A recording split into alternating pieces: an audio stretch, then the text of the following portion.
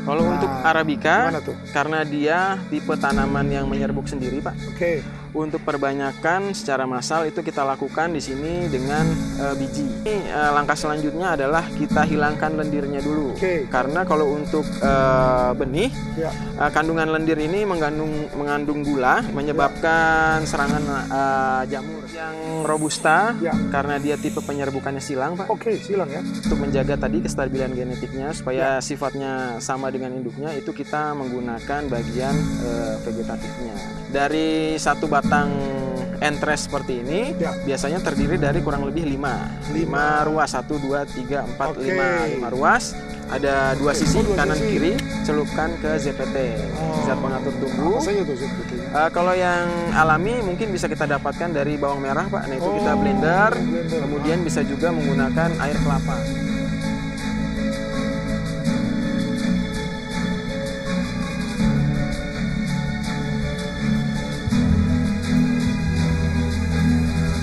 Ya, Assalamualaikum warahmatullahi wabarakatuh.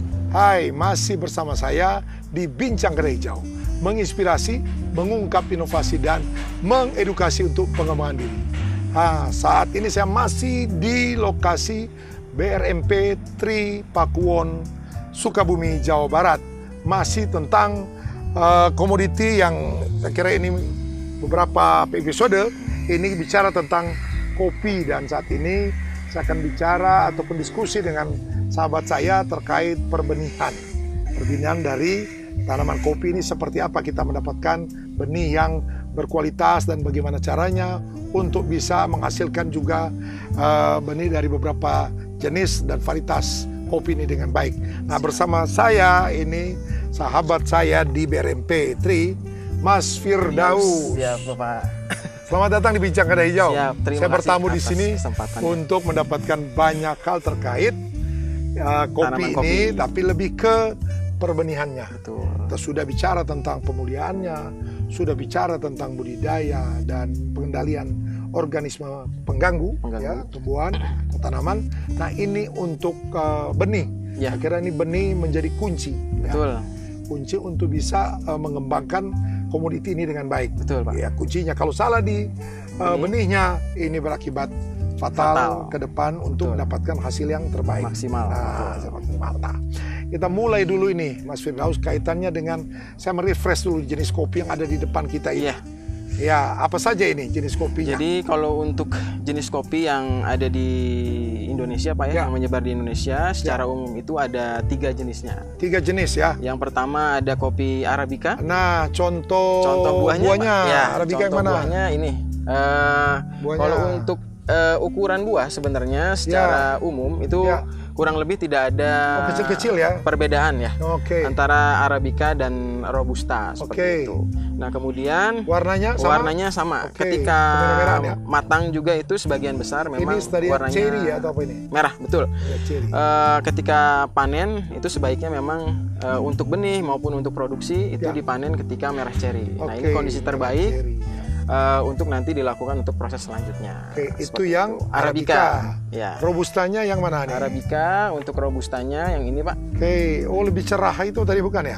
Sebenarnya hampir sama aja. Hampir sama, tidak terlalu ada perbedaan yang signifikan. Ya. Kemudian ketika matang juga masih sama, merah cherry. Merah cherry yang dipanen ya. Betul. Kemudian ada juga yang kopi Liberica atau kopi Liberoid. Nah, kopi Liberica ini ukurannya memang lebih besar. Lebih besar ya. Tapi ada spesies dari si Liberica ini yang ukuran daunnya sama tapi buahnya itu lebih kecil. Nah, itu namanya Excelsa. Namanya bagus sekali. Excelsa. Kalau untuk cita rasa juga kurang lebih sama.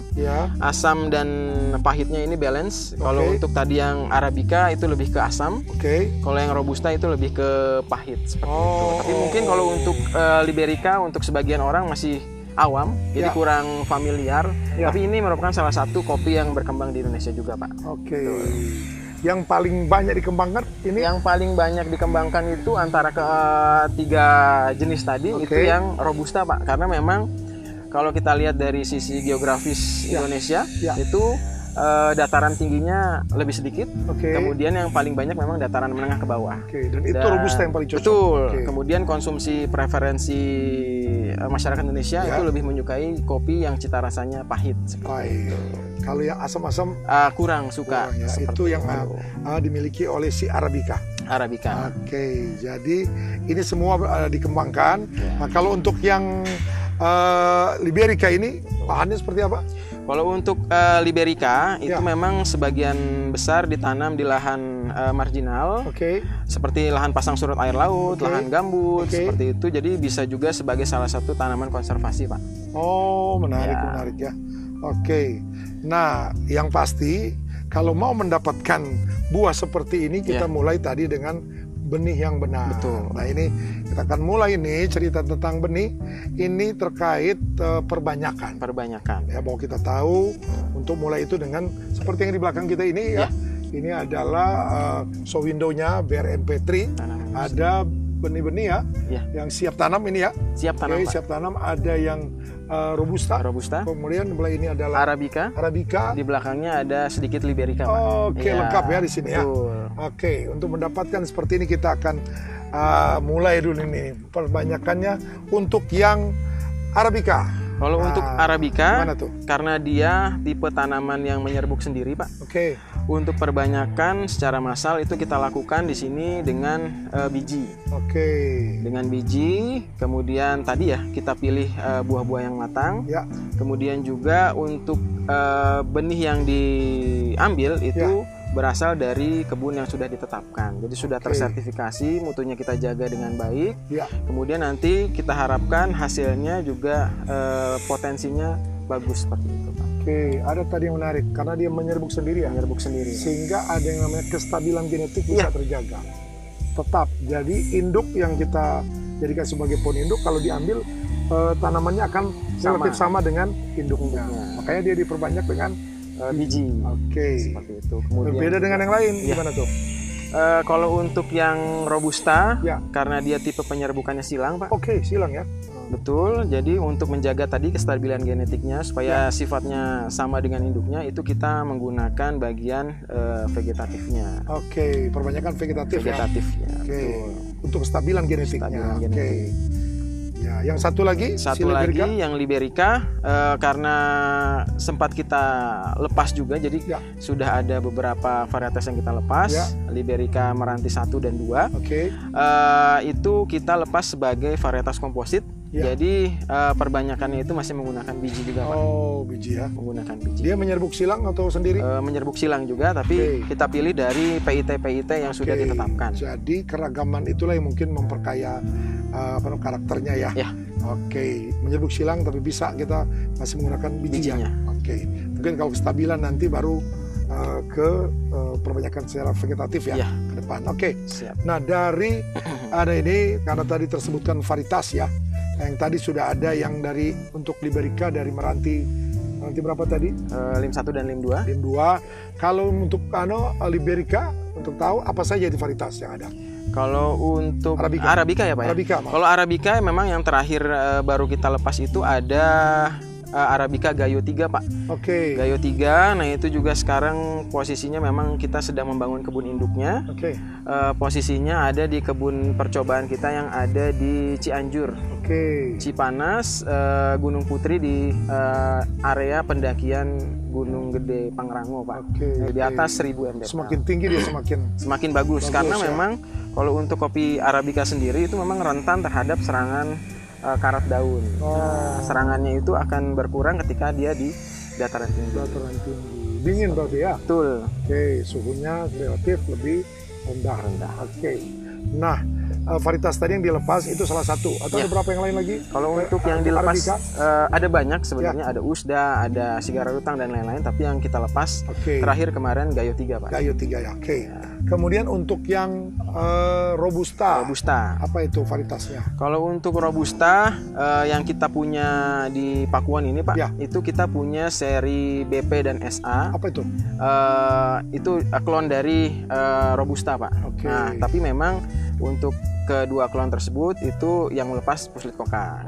Kita di sini ada kurang lebih 10 jenis antara seri BP dan SA. Tapi kalau untuk yang kita lepas itu kita ada beberapa seperti kopi Corolla 1, 2, 3, 4, Kobura.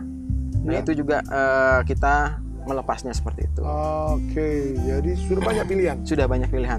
Sudah banyak pilihan. Tinggal sekarang mau mengembangkan yang mana untuk tujuan mendapatkan hasil seperti apa ya, tadi terkait kualitas dan permintaan pasar tentunya. Nah sekarang teknis perbanyakannya kita bisa praktek di sini ya. Kita bisa praktek seperti apa untuk memulai dari Arabica dulu ini. Seperti apa ini perbanyakan sesuai dengan tadi? Kalau untuk Arabica, nah ini mungkin saya praktekkan saja Pak ya. Nah ini di sini ada cherry yang merah. Karena diperbanyak dari biji, nah itu setelah kita panen, mungkin selanjutnya kita sortasi dulu. Jadi kita pisahkan yang mana yang kurang bagus. Kriterianya seperti apa? Yang kriteria yang baik itu warnanya merah, kemudian tidak terserang hama penyakit. Biasanya kita sortir dengan cara berdasarkan warna dulu. Setelah kita dapatkan cherry merah, baru nanti selanjutnya kita rambang Pak. Ukurannya juga kita pisahkan. Kalau memang yang kecil-kecil kita pisahkan. Kemudian nanti kita rambang. Nah itu proses perambangan ini disortir ya? Ya, direndam air Pak. Rendam air. Kita rendam air, nanti kita manfaatkan gaya apung. Kalau misalnya memang ada benih-benih yang terserang atau buah-buah yang terserang penyakit, biasanya akan mengambang. Nah itu kita pisahkan. Kemudian nanti setelah itu baru kita kupas. Kita kupas. Nah ini coba kita kupas. Buahnya ya. Kita kupas. Kalau untuk pengupasan itu biasanya kita menggunakan mesin pulper supaya lebih cepat. Ada alatnya ya? Ada alatnya. Nah, alatnya sama untuk produksi kopi juga menggunakan mesin pulper. Nah, setelah kita dapatkan hard skin kopi atau ini kita sebut dengan kopi gabah Pak. Gabah ya, karena masih ada kulitnya. Masih ada kulitnya. Nah ini langkah selanjutnya adalah kita hilangkan lendirnya dulu. Karena kalau untuk benih, kandungan lendir ini mengandung gula, menyebabkan serangan jamur seperti itu ketika di penyimpanan. Nah ini kita fermentasi, kita rendam kurang lebih 1 malam. Setelah itu nanti baru kita cuci sampai bersih, sampai lendirnya hilang. Nah, setelah itu baru kita jemur sampai nanti kita mendapatkan kadar air. Nah ini kadar air ini menjadi salah satu syarat mutu juga ketika kita melakukan sertifikasi.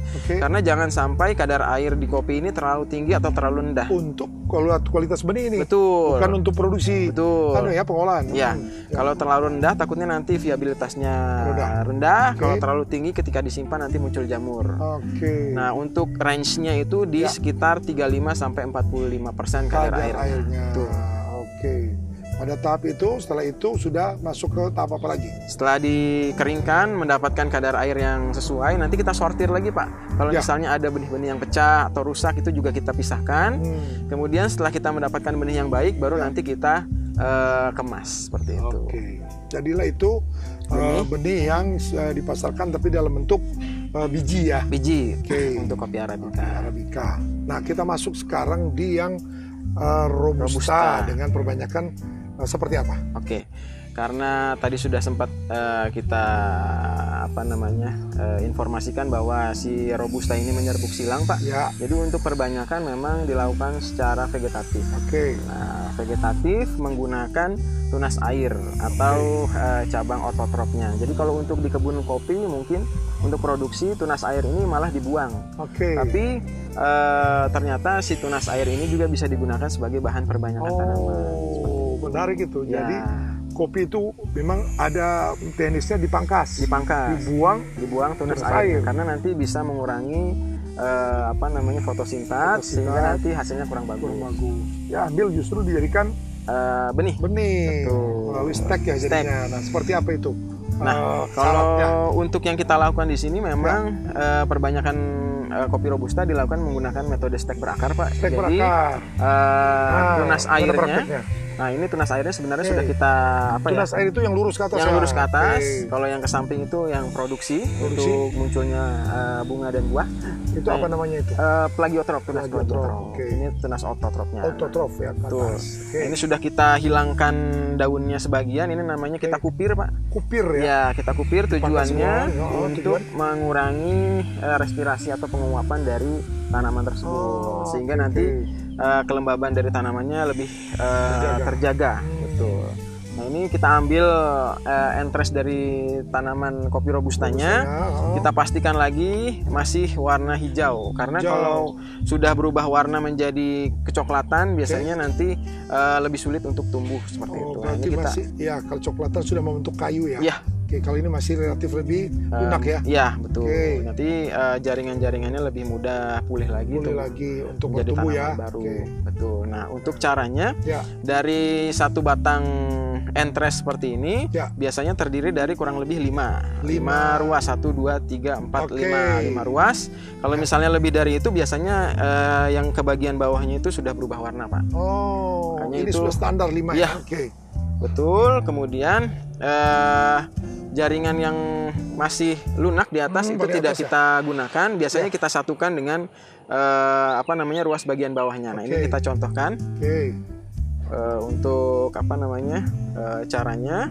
Pertama kita gunting dulu. Nah, kemudian setelah seperti ini, baru pada bagian bawahnya itu kita runcingkan, Pak. Kita runcingkan. Bentuk meruncingkan bagaimana? Miring aja gitu? Ada dua sisi, kanan kiri. Kita buat dua sisi seperti ini supaya nanti memang bidang perakarannya itu lebih banyak, lebih luas. Setelah kita runcingkan kurang lebih seperti huruf V seperti ini, baru nanti bisa kita celupkan ke ZPT, zat pengatur tumbuh. Apa saja itu ZPT-nya? Kalau yang alami mungkin bisa kita dapatkan dari bawang merah, Pak. Nah, itu kita blender. Kemudian bisa juga menggunakan air kelapa. Seperti itu. Kalau memang jauh dari toko pertanian dan harganya mahal, nah itu bisa menggunakan itu. Direndam berapa lama? Kalau untuk yang di pasaran mungkin kita celup saja sekali. Cukup itu. Jadi kita kan karena memang untuk ZPT-nya itu bentuknya bubuk, Pak. Jadi kita larutkan dengan air sampai membentuk pasta.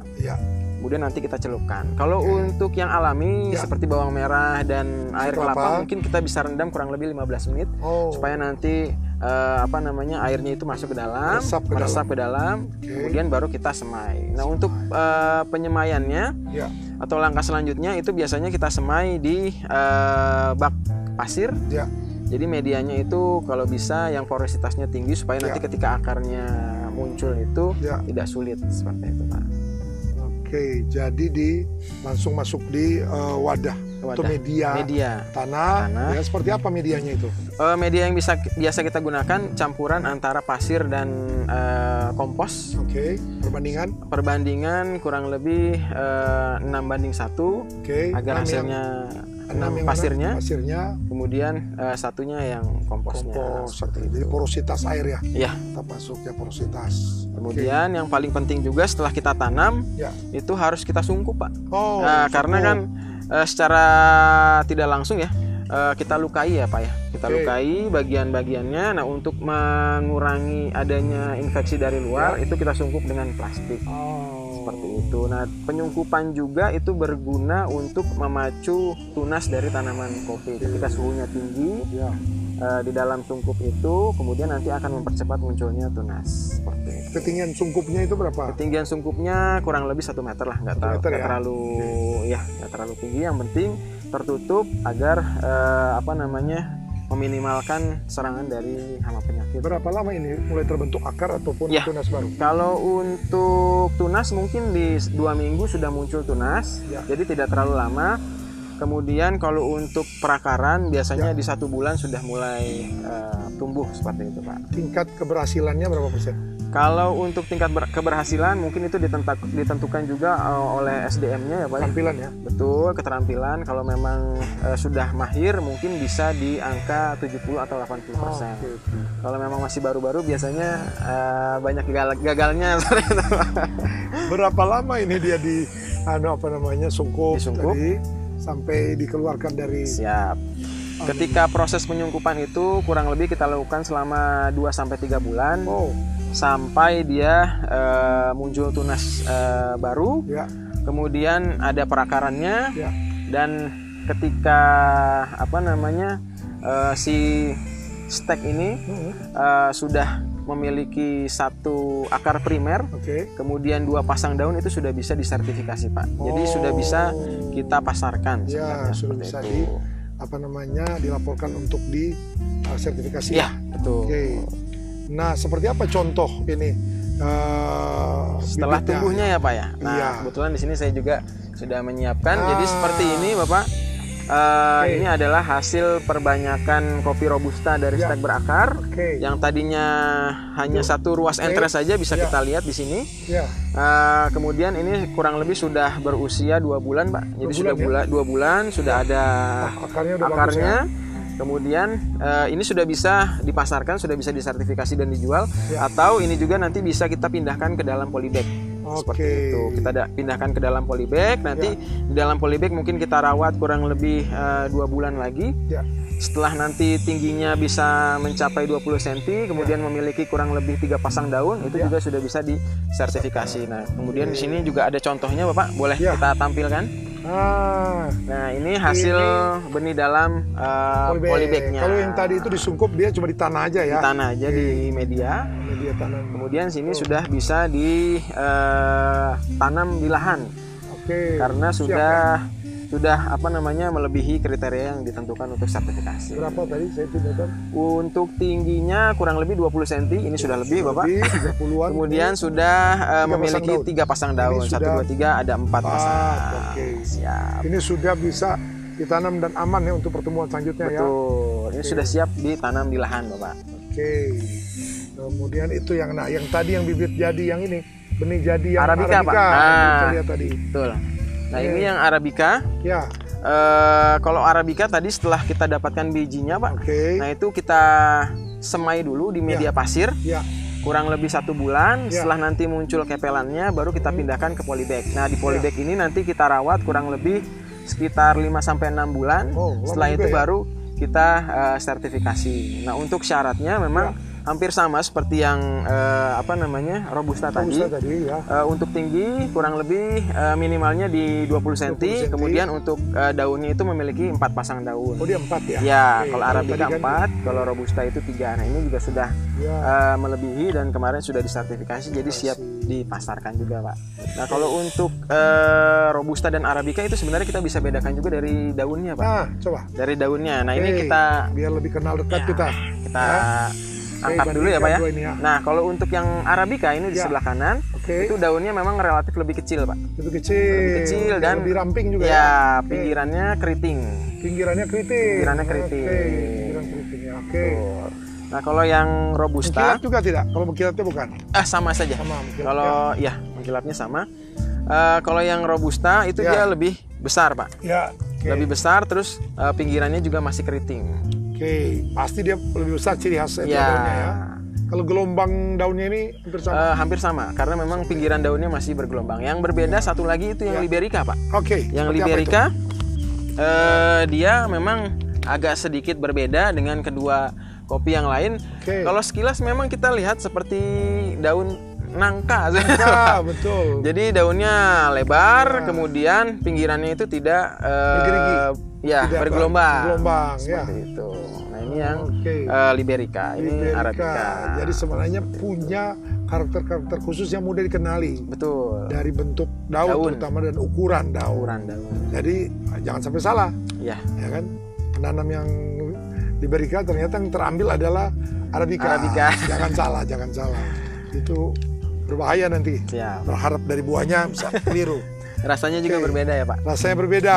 Nah, satu lagi nih yang bikin saya penasaran untuk diketahui, bahwa untuk mendapatkan benih yang siap salur seperti ini tentunya melalui proses dan ada aturan-aturannya tadi ya.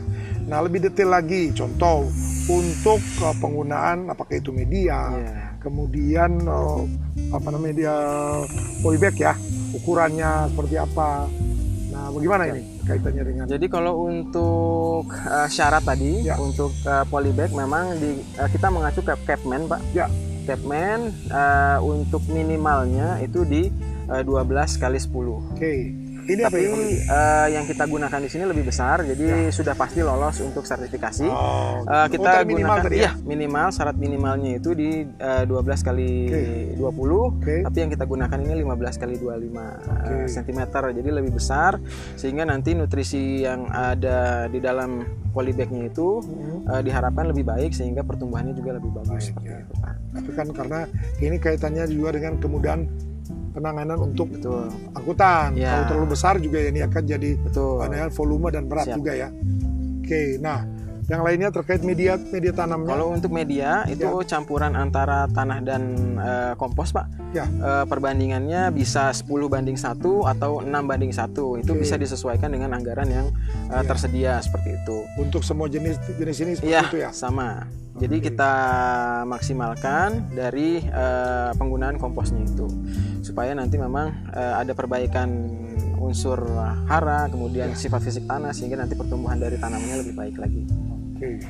Nah sekarang bahwa kalau kita sudah mengelola benih ini sudah semakin luas seperti ini ya, ini kalau penuh sampai di belakang sana, wah ini pasti ada beberapa hal yang menjadi kunci ya, terkait bagaimana pemeliharaannya. Penanganan kalau kita punya screen house ini ya, seperti ini ya. Ya, jadi memang kalau untuk penanganan setelah kita lakukan perbanyakan seperti itu, ada beberapa hal yang harus kita perhatikan seperti pemupukan, kemudian penanganan hama penyakit. Nah itu harus disesuaikan dengan kondisi tanamannya lagi. Kalau untuk pemupukan biasanya itu kita lakukan kurang lebih 1 bulan sekali, Pak. Pemupukannya supaya lebih mudah karena jumlahnya cukup banyak di sini. Biasanya itu kita kocor, sistem kocor, tidak butiran. Ya, kita kocor. Jadi kita larutkan. Biasa kita pakai NPK 1616. Kita larutkan. Mungkin takarannya teknisnya ya, Pak ya, di lapang. 1 gelas aqua untuk pupuknya itu kita larutkan dalam 1 ember air, kurang lebih 20 liter. Ember yang ukuran 15 mungkin ya? Iya, 20 liter. Kita aduk sampai larut, baru nanti kita tuangkan setiap polybag itu 1 gelas. Oh, 1 gelas aqua. 1 gelas aqua. Kemudian kalau misalnya nanti memang masih ada tanaman-tanaman yang kerdil gitu ya, itu biasanya kita pisahkan ke belakang, jadi kita kelompokkan supaya nanti penanganannya lebih mudah. Kalau untuk benih-benih yang pertumbuhannya relatif lebih lambat, nanti kita boost lagi, kita tambah lagi pupuknya supaya bisa mengejar untuk tanaman-tanaman yang ada di depan, sehingga nanti ketika disertifikasi itu bisa masuk, Pak, ukurannya. Nah, apa ciri-ciri atau indikator bahwa tanamannya itu kekurangan? Biasanya dari yang paling terlihat itu dari tingginya, Pak, dari tingginya, kemudian dari jumlah daunnya. Kalau memang dia masih kerdil, itu kita pisahkan, kita ambil, kita sortir manual. Memang memakan waktu cukup banyak, tapi itu salah satu cara yang efektif supaya nanti pertumbuhan tanaman itu rata seperti itu. Jadi nanti yang pertumbuhannya normal mungkin pemupukannya 1 bulan sekali, tapi yang relatif lebih kecil tadi itu bisa sebulan 2 kali supaya nanti bisa mengejar pertumbuhan tanaman yang ada di bagian depan seperti itu. Itu salah satu cara. Tidak perlu dengan pemupukan melalui daun, Kak, disemprotkan? Kalau untuk pemupukan daun itu biasanya kita imbangi atau kita lakukan ketika melakukan pengendalian hama penyakit, Pak. Mas Firdaus, saya lihat ini, saya teringat ini dari komposisi ataupun kita ingin membuat perbenihan itu kan saya kira idealnya seperti ini. Betul. Ada screen house ya. Nah, yang menjadi pusat perhatian saya ini adalah pencahayaannya ya. Bagaimana kita menggunakan paranet ya. Nah, ini syaratnya seperti apa? Kalau untuk di perbenihan beberapa tanaman memang karena memang tanamannya masih muda ya, dan tanaman kopi ini merupakan salah satu tanaman C3, Pak. Nah, tanaman C3 ini adalah tanaman yang membutuhkan naungan. Ketika sudah di lahan ketika sudah di lahan juga harus ada naungannya supaya nanti hasilnya maksimal. Sama seperti pembenihannya. Nah, itu juga harus kita jaga supaya tidak terlalu tinggi intensitas cahaya matahari yang masuk, sehingga nanti bisa menyebabkan tanamannya menjadi stres seperti itu. Nah, untuk yang kita pakai mungkin di sini paranetnya itu berkisar antara 70-60% sehingga cahaya mataharinya itu bisa berkurang seperti itu. Jadi tingkat kepadatannya itu tadi 60-70%. Ya. Jadi bisa mengurangi cahaya matahari yang masuk sekitar 30-40% ya. Oke, saya kira ini penting. Betul. Karena ini kaitannya dengan bagaimana kehidupannya si benih yang kita kembangkan ya. Ini sama aja ini untuk Robusta Arabica, sama Pak. Cukup itu ya. Kalau ada yang tertarik, ini tertarik dan tentunya di sini di BRMP3 ini di Pakuwon ya. Sukabumi, jaraknya dari Jakarta itu berapa jauh kira-kira itu? Kurang lebih 60 kilo, nggak terlalu jauh. 60 kilo ya perjalanan. Udah ada tol, jadi cuma 1 jam mungkin. 1 jam. Nah, ke sini bisa datang ke sini. Nah, gimana caranya ini untuk mendapatkan? Caranya mungkin bisa menghubungi tim kami, Pak ya. Untuk menghubunginya mungkin yang paling mudah bisa melalui website BRMP3. Di sana ada nomornya atau kalau misalnya lebih simple lagi bisa melalui Instagram, Pak. Bisa DM ke Instagram, nanti bisa disambungkan ke bagian UPBS Tanaman Industri dan Penyegar. Sudah ini kan lebih dengan sosial media, Pak. Kan saya kira tidak sulit. Betul. Ya, mari ditelusuri melalui sosial media. Kata kunci ada BRMP ya. BRMP3 akan dapat, ini luar biasa. Ini saya kira menarik sekali ini bagaimana kita mendapatkan informasi ya. Mas Firdaus, kopi ini ditentukan sekali lagi oleh benih yang digunakan. Mulai dari jenisnya, varietasnya dan kualitas dari benih tersebut. Harus luar biasa. Oke, sekali lagi terima kasih sama-sama, Bapak. Mas Firdaus berbagi untuk kita semua di Bincang Kedai Hijau. Semoga bermanfaat untuk kita semua. Saya jadi tahu banyak tentang kopi ini. Ya, kita mengikuti obrolan yang saya kira sangat produktif ya. Selama kurang lebih setengah jam kita dapat banyak hal, terutama bagaimana mendapatkan benih yang baik ya, melalui tadi banyak trik-triknya ya. Untuk bisa mendapatkan benih yang sehat tadi, juga jelas, yang paling penting adalah jelas varietas atau varietasnya, sehingga ada kebenaran varietas di sini, ada kemurnian juga, nanti bisa kita lihat dari ciri-ciri daun ataupun tanamannya. Nah, dari benih ini maupun nanti keterwarisannya. Ini saya kira kunci dari mendapatkan benih yang bermutu. Saya kira kita sudah mengikuti, mudah-mudahan ini bisa menginspirasi dan lebih ke mengedukasi kita semua. Makasih sekali lagi. Ciao.